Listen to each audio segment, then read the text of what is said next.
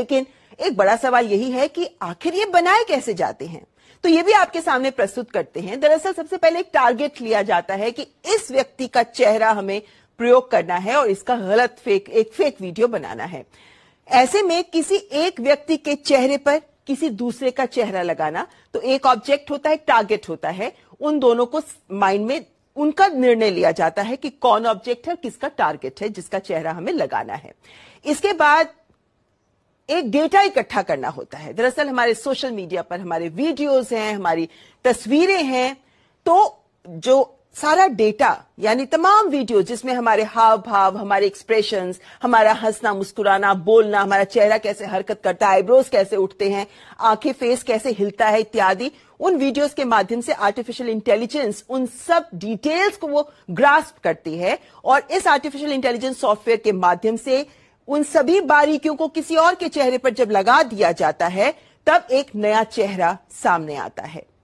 इसको अगर सरल तरीके से देखें तो हम मैथ्स में पढ़ते थे ना, a plus B is equal to A B. बस कुछ ऐसा ही कि किसी एक व्यक्ति को किसी दूसरे व्यक्ति के साथ उसके हाव भाव जोड़कर एक नया तीसरे तरह का व्यक्ति तैयार होता है जो असल व्यक्ति से बहुत मिलता जुलता होता है।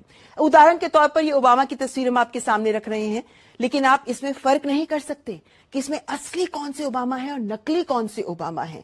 इतनी असल लगती हैं ये डीप फेक तस्वीरें और इनके माध्यम से बनाए गए डीप फेक वीडियोस। यानी इस तरीके से आप किसी का भी चेहरा, चाहे मोनालिसा की बात करें, किसी का भी चेहरा बदल सकते हैं, उनके एक्सप्रेशंस बदल सकते हैं, उनके हाव भाव बदल सकते हैं। और चूंकि ये बहुत खतरनाक है इसीलिए सरकार भी इसे लेकर बहुत गंभीर है।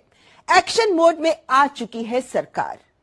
राष्ट्रपति और प्रधानमंत्री भी आर्टिफिशियल इंटेलिजेंस के दुरुपयोग को लेकर चिंता जता चुके हैं।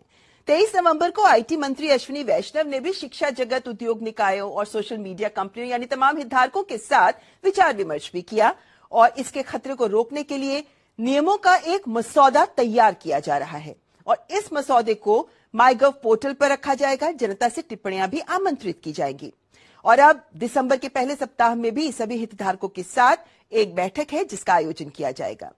दरअसल 10 दिन में ही 4 स्तंभों पर, ये 23 नवंबर से बात कर रहे हैं, 23 नवंबर से 10 दिन के भीतर सरकार का लक्ष्य कि 4 स्तंभों पर कार्रवाई की जाए। कौन से 4 बिंदु हैं?